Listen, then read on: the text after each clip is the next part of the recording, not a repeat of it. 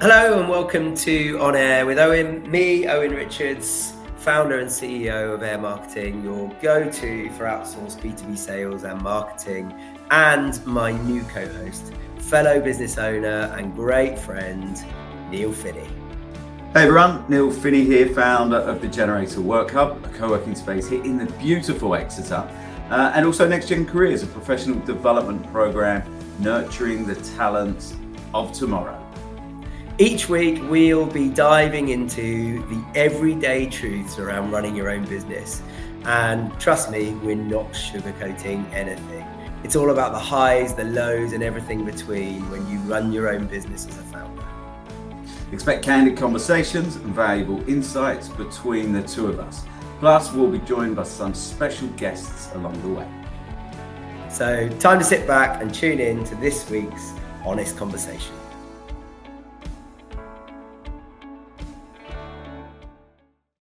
Hey guys, welcome to another episode of On Air with me, Owen Richards, and my good friend Neil Finney. How are you, Neil? Like that was a lazy intro, wasn't it? And I noticed you midway through a mouthful. We did not time that well. No, it's all right. I shouldn't. I've just filled my mouth full of my my homemade trail mix, trying to stay healthy. It's in my calendar of my routine to eat healthier, go to the gym, do bits and pieces. But yeah, no, I'm good. We don't always do things in our calendar, though, do we, Neil? No, some people forget. Yes. Okay. Now, this is probably the time to state it out loud that I was a little bit late today, wasn't I? As I was sitting there with. Do you know what I was doing before? No. I had my head in a contract, in a 11,500 word contract. Are you saying that that's more interesting than catching up with me? No, it's the result of signing the contract that's more interesting than catching up with you. But Fair the enough. contract itself is pretty mind-numbing. I'll be honest. It's one of those things that, and we talked about this in an episode a few weeks back, where as a founder of a business, you get dragged into all sorts, and you end up having to be you're having to learn how to do lots of things you didn't think you'd need to do. So company law is or commercial law is absolutely one of those things that we have to do. So entering into a new relationship, is the joy of if they sign our terms, and it happens where they take our terms. So yeah, we're happy with that. And then you get into much larger organizations and it doesn't work like that. They send you their terms and it's every eventuality written by a lawyer who needs to earn their salary. So it's not going to be short and sweet and concise. It's going to be complex and convoluted and all that fun stuff. So yeah, I've got my head in one of those right now. So I just running along, enjoying my life, reading, or not enjoying my life, reading this contract, and completely forgot that you were there, waiting for me, ready to go with all your trail mix. This is like, oh God, I hate it. Not waiting for you. Yeah, I hate that as well. No, I don't mind that. But it's that moment of realization where you're meant to be somewhere. And I think because of Zoom and virtual meetings, I think we do have more of them now, which I think is a good thing. As long as you can also focus on the work you need to be doing. But it's that moment of dread where maybe you see an email coming and says, "Oh yeah, I've been in the Hangout for 15 minutes just to let you know. Are you making it?" And I'm always like, no, because I hate it. I hate not being there for things if I've arranged them, if I'm speaking to someone. And it's just that moment of kind of dread, and you're like, oh, and you have to hold your hand up. You're like, really sorry. I forgot. Most of the time, it's I don't know, you say it's in your calendar. Most of the time, it's not. Like I'll forget to move something, or it won't be in my calendar. And if it's not living in this on my calendar, then it doesn't happen. I know. Do you know, I say that to my wife all the time. So I remember you were doing this, and I say, if you didn't email me and it didn't go in my calendar, it's not happening. It's not the way it works, and you just cannot remember everything. My worst ever example of this. There's a long time ago.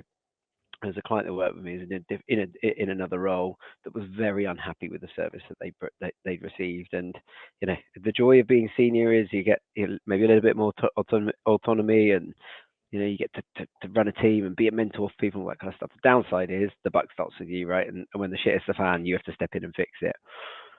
So that's what I did. I said, that's fine. I totally understand this problem. Let's organise a call. And one of those funny things in Outlook I find, where if you book a call at 1/2 an hour or on an hour, it's really clear in your diary what time it is. But if you book it 1/4 or 1/4 it kind of still fills up a 1/2 hour time slot. Have you ever noticed that?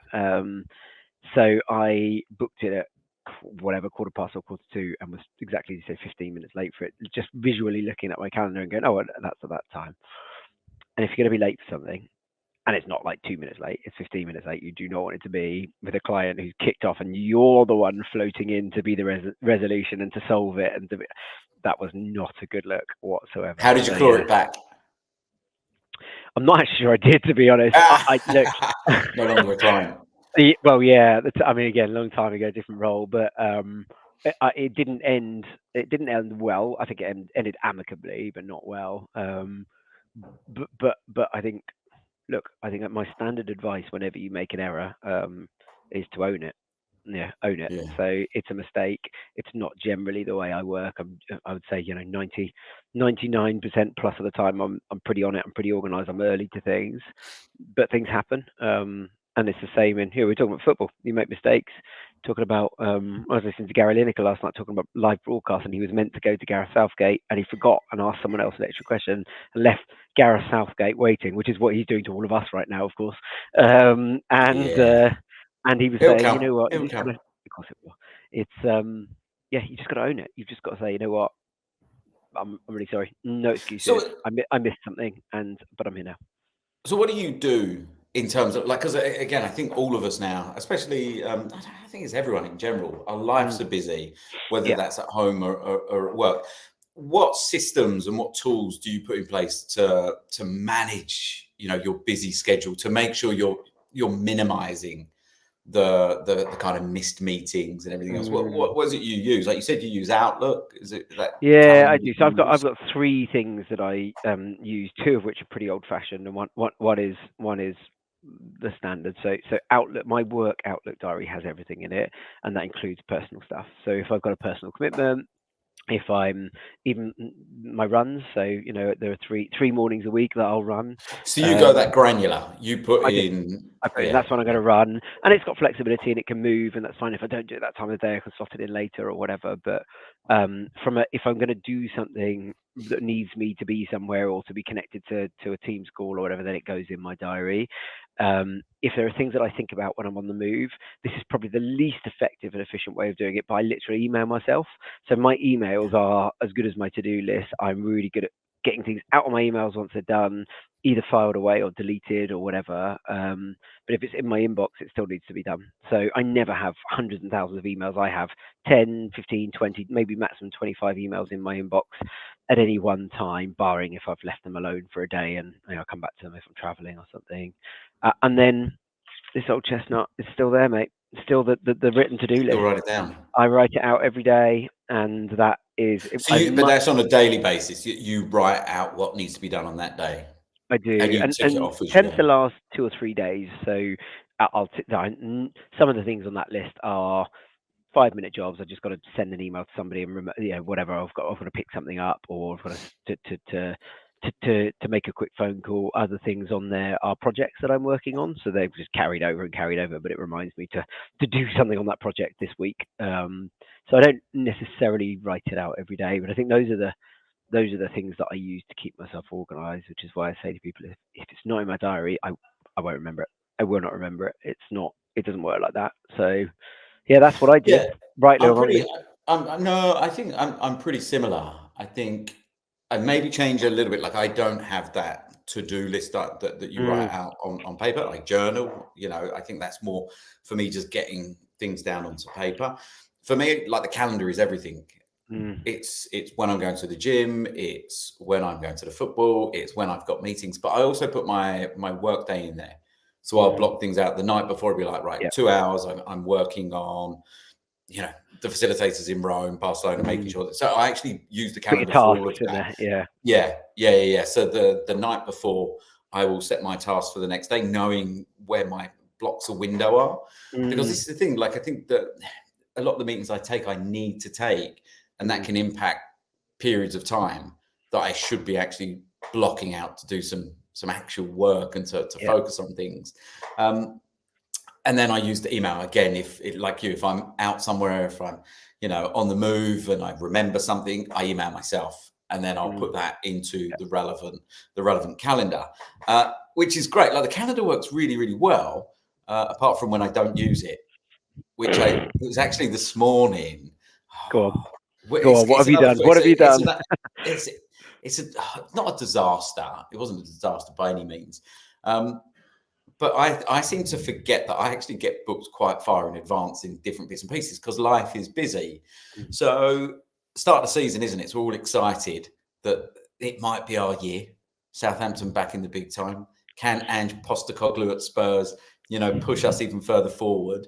And I go to the football with a friend of mine, Mark, and we went a few times to the White Hart Lane to watch the games, and we missed out on the Arsenal game. So look, we'll get the Arsenal game in this year. We'll just make sure we're on top of it. So the dates were released, I think, a couple of weeks ago, and then we're part of the South Devon Spurs kind of group because you can get tickets. That's a fun group to be in. It's hilarious. How they manage it, it's militant. Like, hopefully there's no one from the South Devon fans watching this because I'll get kicked out. But it is militant in terms of how they run it, which it has to be because obviously there's a lot of demand for the tickets and everything. So I understand why they do it. So Mark's like, right, the Arsenal game, it goes online this morning. And I knew the date, it's the 14th of September. It's quite early in the season to play Arsenal. I was like, brilliant, that sounds good. So the first thing you would imagine that you should do, check your diary. But I'm like, September, surely I'm not booking anything up in September. It'll be fine. I'm not going away anywhere. I haven't got any work or anything like that. So we go onto the Facebook. I'm never on Facebook. I have to go to Facebook to tell the South Devon Supporters Trust that I want to go to this Arsenal game. Mark isn't allowed to do it for me. And he got banned for a couple of games last year because he said, Neil and me want a ticket. And they're like, you can't do that. You're banned. Wow. Yeah, it's probably militant. They banned him for two games. He couldn't get tickets because he didn't follow the procedure. It's brilliant. So Mark's phoning me this morning. He's like, right. We've got to get on it. 8 o'clock it goes live. Goes live at 8 o'clock. Let's not miss it. I was like, okay, I'm on it, Mark. I'm on it. Dog had thrown up everywhere, so I'm trying to juggle everything. And then I get to the computer. I open the computer. It's like 5 to 8. And it's like, okay, which block should we go for? We'll go for block 257. That's where we'll go. Right, let's go. And as soon as 8 o'clock hit, it was like ping, ping, ping, ping, ping. Lots of people from everyone just pressing when they want their seat allocations. So I'm like, Neil Finney, Arsenal, block 257. I'm in, done. And then I thought, better just double check the calendar. Looked at I'm in Glasgow for a wedding. I was like, no. So it's in my calendar.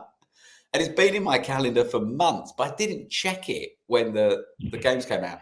So I had to quickly go to Facebook and then quickly delete that I wanted it because otherwise I'd piss off the organizer. Oh, you'll be banned for life. I'll be banned now. I won't be able to get tickets. So I've got all the systems put in place, but it's when you don't use them, and you're surprised by We're human, and this is the thing, right? I think there's a good topic here just generally about making mistakes, and we do it, right? And I think whether you're running a business or you're running you're managing a sports team or you're managing you're a teacher at school, I think there's this thing about authority positions and police in society, for example. They're still human. Referees in sports, they are human. They're going to make mistakes, and I don't know, I've always felt that being humans, it's a good thing if you own it. It's a bad thing if you pretend like you're not. So you make a mistake and you see these people almost try and cover it up or try and pretend like it wasn't a mistake, or you think my view on that person is reducing the more effort they're putting into this. Whereas when somebody says to me, do you know what, whatever language they use, I'll use my own language. Geez, I fucked up there. I did not mean to do that. And I'm genuinely sorry. This is what caused it, but no excuses. You can't help but go, fair. Playing football. There was a referee that used to ref our games. It was when I was playing in Australia, He used to referee our games, and any time he gave a decision and you gave any kind of reaction, he would jump into an argument with you. Everyone hated him. There was another referee who actually went on to referee in the A-League, really good ref, and he would simply just shut down your debate straight away. And all he would say is, "I'm really sorry, I didn't see it." And he'd just give you an apology. "I'm really sorry, I didn't see it," or "That's just not how I saw it. I'm sorry." And he'd just move on and just soften it, diffuse it, and move on. And it was like, oh, if you didn't see it, I can't really argue with you. And he was so good at just diffusing it, because he just took ownership for it. If I'm wrong, I'm sorry. I just didn't see it that way.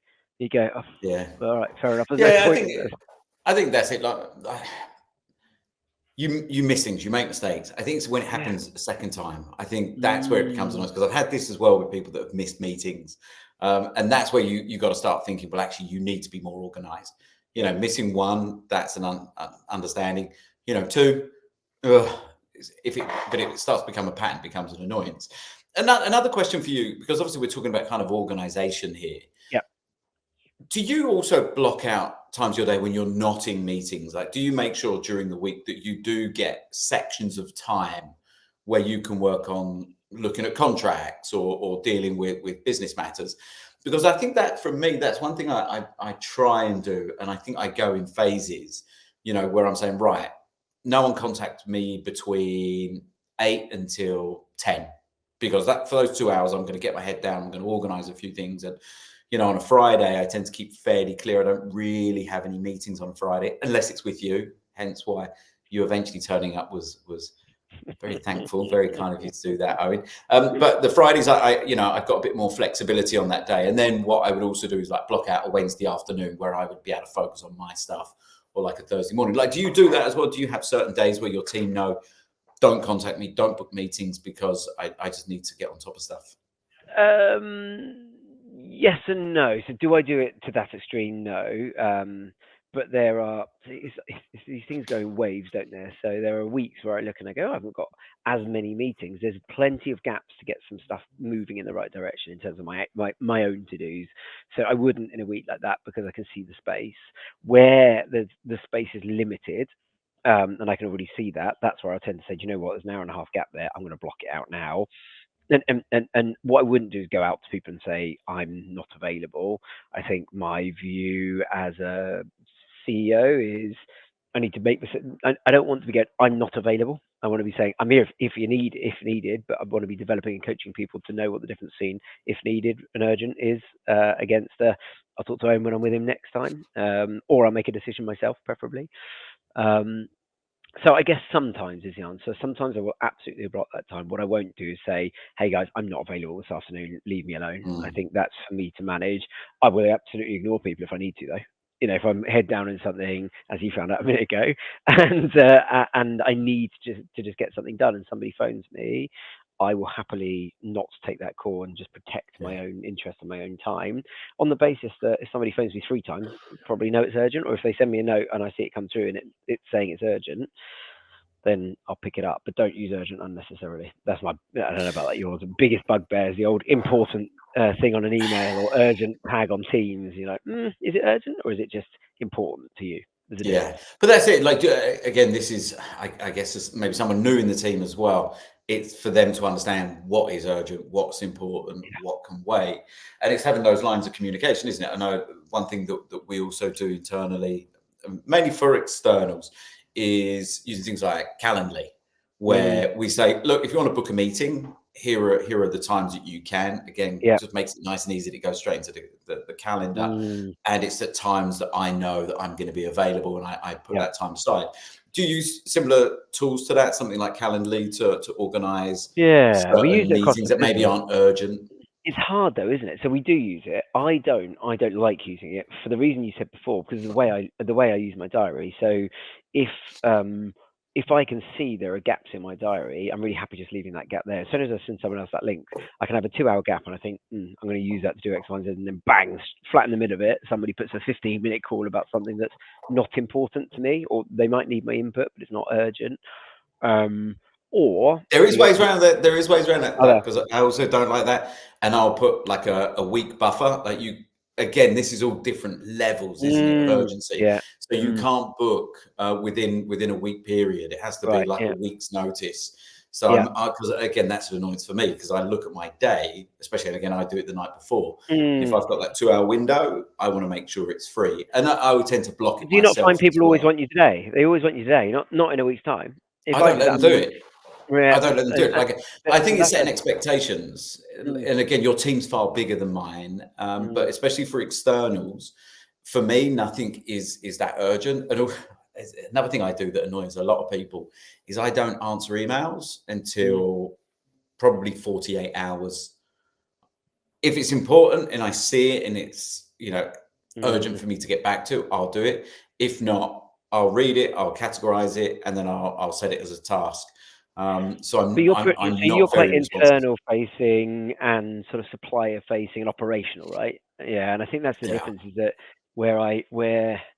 and it's interesting, isn't it? Because a founder, director, CEO, whatever you want to title yourself as, even amongst that, it can vary dramatically, because I'm a lot more client facing. A lot of the stuff I'm communicating with is, I would say, if I left it a week and couldn't fit a call in for a week, we'd lose momentum on that deal. We'd lose momentum on that conversation with the existing client, or it's something that's critical. So I think, because, and I'm lucky to have good heads of departments, tends to be, if it's in my inbox, it's either getting deleted or it's above a certain level of importance where it actually needs me involved, and therefore it typically can't wait for 7 days. And I think probably that's where Calendly is an interesting one, because people are generally, if I sent that, they're booking it today or tomorrow, or maximum the day after.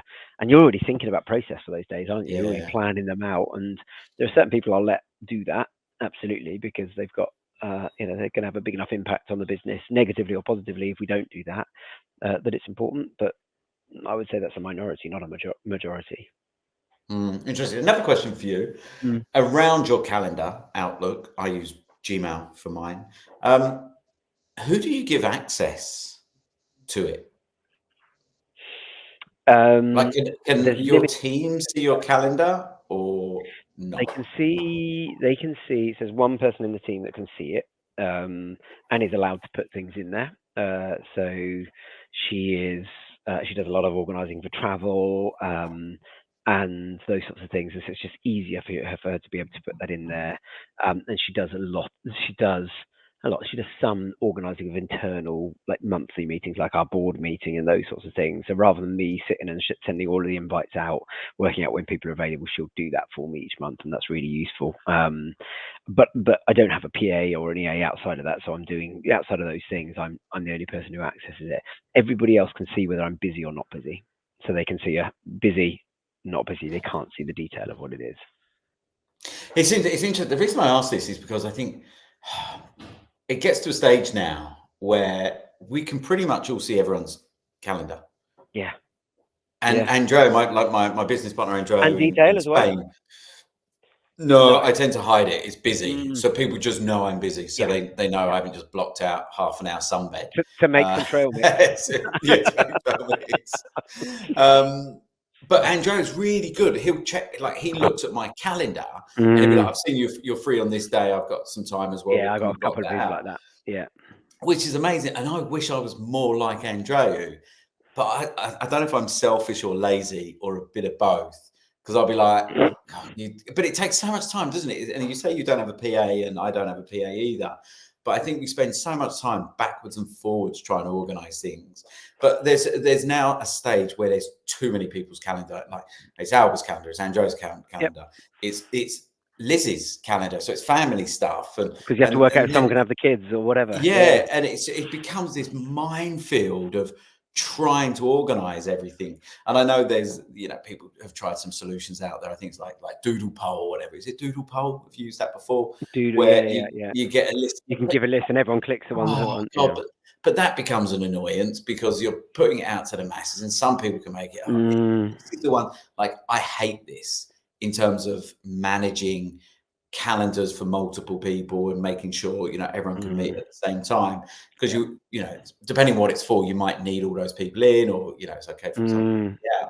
But that's one bugbear of mine as well. And I wish I was more like Andreo, that Be more like Andreo. That's what I'm going to do, because I can see his calendar. But Andreo, if you're watching this, I've probably looked at it once. It's terrible. So here's a question for you. Going back to diary management, right? So you'll have met these people over the years, I'm sure. Certainly, I find it more so in client facing, because you can't manage it when they're your client. You can manage it when they're in your team.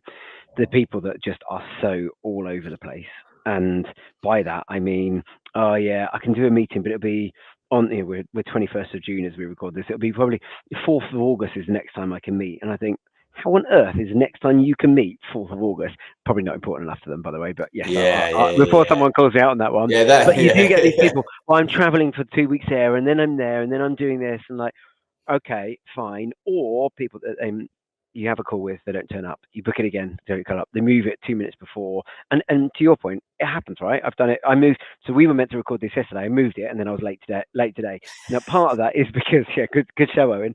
Part of that is because you and I are close enough that this isn't business critical, and I know that you'll still love me at the end of it, so it's okay. But from a client perspective, I don't think I would have been as organised and relaxed, or as lacking in organisation, as relaxed as I was with you today. But the point is, if I did that again and again and again, there comes a point where I don't know, do you judge a person for being like that consistently? Do you think less of them because they just can't turn up when they're meant to turn up, and be where they're meant to be, and contribute to your working collaboration in the same way?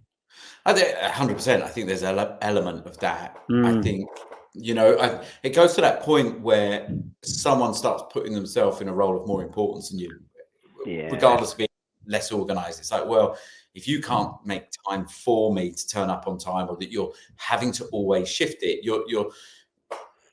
you're disengaged with me to an extent where I don't want to work with you anymore, and I am going to be slightly critical of how you work. Yeah. I think I'm just trying to think if it's happened to me recently. I think it happens mainly, as you say, with people that maybe don't necessarily want to work with you that much. Maybe we've got a client that we're trying to get on board, and they're doing us a bit of a favor, and they'll keep pushing it. They don't really see the value in it. And I get that, but I wish they would just say, look, I haven't got time for this at all. Precisely. And why wouldn't you? Yeah, why wouldn't you? And we hear this a lot. I think there's a lot in sales, isn't there? Lushy was speaking about this, and he's obviously on the phone a lot with the sales and trying to get partners on board. And he'll say they just keep pushing me because they don't want to make a decision, but they don't want to just say no. But actually, saying no is fine. It would stop us chasing you and everything else. Yeah. I think there's also a cultural element, because the diaries are one thing. Like, this is an interesting one as well, because you've got something in your calendar. You've got to be there. You've seen it. So when do you show up? Do you show up at, let's say it's 2:00? Do you show up at 2:00? Do you show up at 2 minutes to 2? Or do you show up like the Spanish team at 5 10 past? Yeah. which it's much better than I think it used to be. But there is a cultural side to it as well. And when I'm working in Barcelona with Andreo, and we had a group of Americans over from a university, and they will turn up on time at 10 minutes before, 15 minutes before. Andreo, again, he's great at his calendar and looking at my calendar, but also can be a bit, but can't tell the time. It's like, Andreo, we're going to be 10 minutes late. Well, it's Spanish time. No, we're dealing with Americans. We've got to be on time. I was going to go back to the at least he owns it perspective, but I'm not sure that's about owning a mistake, because it's not a mistake, it's conscious, isn't it? Yeah, it's like, we'll get 10 minutes late. So where are you on that? Like, for Hangouts, video calls, when do you? Yeah, I think on time or 1 to 2 minutes early is my acceptable range. I think generally, occasionally I'll be on something that'll overrun, but I would always generally send a little note to say I'm running 2 or 3 minutes late. Yeah. I'll be as soon as possible. But it's hard doing that when you're on a call with somebody. You don't want to look like you're typing out something to somebody else. So I'll often say, I just need to send a message. We might need an extra 5 minutes. I'm just going to send a message to my next one. Yeah. I'll call it out, because it actually puts a bit of pressure to stop the call as well. But it's a hard thing. I wouldn't casually turn up 5 minutes late to a Zoom call and just think that was okay by any means.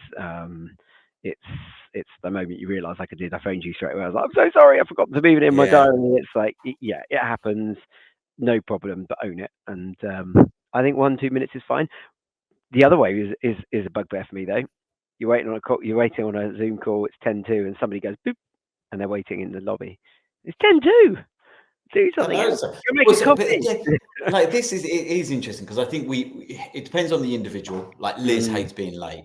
You know, she and I'm in social situations. I'm okay with being a bit late. Like it'll be like come round about 7ish. You know, I don't expect anyone to turn up at 10 to 7 or 7:15. I'm kind of expecting people to come at 20 past 7 if I say 7ish. But Liz will be like, well, it's got to be 7. That's when they've said. In Japan, when I was in Japan, I had quite a few people that were Japanese highlight to me that if someone says 7, it's rude to be there after 10 to 7. So you've got to be 10 minutes. If you're 10 minutes, if you're not 10 minutes early, you're rude. It's like, the Spanish and the Japanese must really hate I know. Can you imagine? You got that window of like half an hour. It's like, yeah, you've got to turn up before you were meant to turn up. Otherwise, it's disrespectful because you need to ensure that you're there at the time. What? There's this stuff around, you know, there's all this stuff culturally, isn't there? And interesting point about doing business in other cultures and how important it is to understand the difference. Even going out for dinner, there's certain countries where you'll go out for lunch or go out for dinner or whatever, or you go to somebody's house, and if you finish the plate, it's actually rude because it suggests that they didn't give you enough food. Whereas in another one, it's like if you don't finish it, you're rude because you didn't like it. You're like, well, I don't know what to do now. Like, am I stashing some in my pocket just in case? I don't know what's going on. Bring it back out. Like, yeah, and even down to the that's it, down to the like business cards. We don't have them anymore. I don't know about you, but I saw somebody ordering business cards the other day, and that made me laugh. But yeah, the business card transfer. When I was working in Australia, I had a lot more clients from China, from Japan. You know, it's the hand the business card over, and it's tiny little things. And my team would look at me and go, "Why are you doing that?" I said, "Because I learned once that that's how they like to do it, and that's a respect thing. You look them in the eye and you really value the business card." Yeah, you look at it, don't you? I've had it. You look at it. Oh, that's nice. Yeah. Whereas I've seen other people, particularly in the Aussie culture, they just throw it across the table. And again, it's gone now, but they go, "There you go, I've got to do that." So yeah, maybe we can have one of these meetings on meet and greets and kind of cultures. But yeah, so I think that's it. Like timing, final notes. Like, what would you like? Biggest tip. Like, if you said to anyone, a good way to keep on top of your task list to make sure you're on time is what? Yeah, I think live by your calendar and be organised with it first and foremost. Don't do what I did today by not moving something from one day to the other and forgetting to do it. That is not a good sign of doing it. But yeah, live by your calendar. And I do think that the amalgamation of personal and professional really works, particularly in a more flexible life now where you sat at home more of the time and you might get a delivery and you might have things happen and you might start late one day and finish later or whatever. I think that management in one place really helps. When I see people who've got their home calendar and their family calendar and their work calendar, it's like, I don't know how you get around that and how you stay on top of it. So yeah, and then good communication. Yeah, one calendar. What about you? I think it's the same. Like, again, a lot of the students that we work with, we say, get used to using your calendar. Like, I don't use that to-do list so much. Everything's my calendar. My calendar is also my to-do list. You know, I simplify, I strip everything out, and I use it religiously. You know, I won't do anything on my calendar now. Sunday night, and for me, it's also a way to decompartmentalize things. So like, right, tomorrow, let me go through my calendar, and we'll do it as a family as well. So again, it's not just that work. It's like, what have we got with the kids? What do we need to do? Where do we need to go? Where have I got to be? What have I got to do in the meeting? How much free time have I got? What can I pull across that I need to work on for those 2 hours? You know, when am I going to go to the gym? How am I going to work that day? Because I think the one thing is, I meet a lot of people, they say, well, routine. You know, you do things at the same time. And, you know, I go to the gym at 5. I have my dinner at this time, pick up the kids. I think being a business owner, it's so hard to have that routine and that rigid approach. So, you know, I would love to go to the gym at 10 o'clock every morning because that's when I find that I'm at my best. And I can do that sometimes. And I could do it today. Yesterday I couldn't because I was maxed all day and I had to fit it in somewhere else. It's like, well, it's 4 o'clock. So I think for me, especially as a business owner, is going with that fluidity, but regularly kind of checking in with that calendar and making sure everything fits in there. And also managing that calendar properly. If I Yeah. miss something, or if I haven't done something for a day, it's moving it to the next slot. Move it. Because that's the Yeah. other thing is like kind of, have I completed everything today? Checking it off, moving things into other times in the week. And then, Yeah. but as you said, one calendar for everything. One last question for you. Right. How many emails have you got in your inbox right now? Which inbox? Oh no, you got multiple inboxes. Have you got a main one? I don't know. Yeah, well, so in my main one, I have 23 to action. Okay, not too bad. So the reason I ask that is I won't name her, but a member of my team recently walked past her desk and she was in her email and was showing me something, and I looked at her emails and it was in the 20-something thousands. I don't even know how to say that phrase. But she doesn't label anything. Doesn't delete anything. I was like, oh my god, the anxiety. That honestly, I could not, and I'm not massively like that whatsoever from an anxiety perspective. But that made me feel ridiculously anxious. Yeah, I'm quite good on my stuff now, so I have quite a few labels. Again, like calendar, Gmail, Gmail, and I have an action label where I put stuff I need to action. And then when it's actioned, I kind of label it in terms of the projects that I'm working on and everything else. So the one that I'm pretty good on keeping on top of my emails and actioning it in certain ways. Again, I don't like another to-do list. I use my labels as my to-do list and when I need to do them. So I keep on top of stuff, and touch wood, it seems to work. How many do you have in yours? At 30 right now. That's gone up while we've been talking. Yeah, it was about 24, 25 when we started, and I'm looking at three of the 5 or 6 that have come in can be deleted pretty much straight after this, as they are your classic rubbish. But you know what? Again, in terms of efficiency, if you can stay on top of your email, what a difference that makes to life, which is sad because you shouldn't have to think like that, but that's the reality of the world we live in. Okay, I'm gonna have a final question. Like, go on. Whether or not you do this is it's not to do with calendars, but it's that whole thing of going on vacation, and we're getting close to summer vacations now. Yeah. And it's the out of office responder. Yeah. And I've done this a few times. I haven't done it recently because again, I maybe a bit more anxious. Is someone told me what they do is when they go on vacation, they have the out of office responder that lets people know their email has been deleted. Wow. So they say, I'm on vacation. You've sent me an email just to let you know this email has been deleted because I don't want to action loads of bullshit when I get back. So if it's important, please send me another email on this date. Would you do that? Would I put that on my email? No.